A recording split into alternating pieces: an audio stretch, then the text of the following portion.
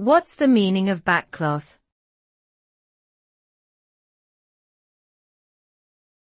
Backcloth.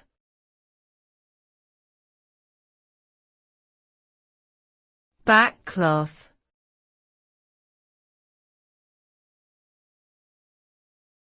Backcloth.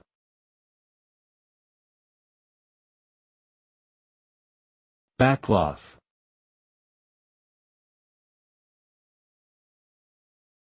The term backcloth refers to a background or backdrop that is used in theatrical productions or film sets.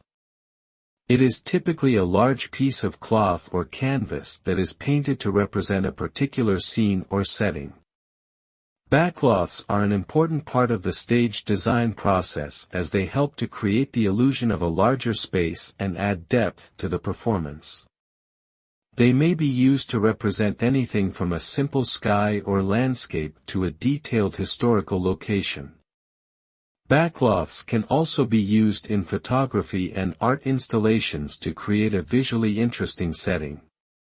Overall, backcloths play a crucial role in visual storytelling across various media forms.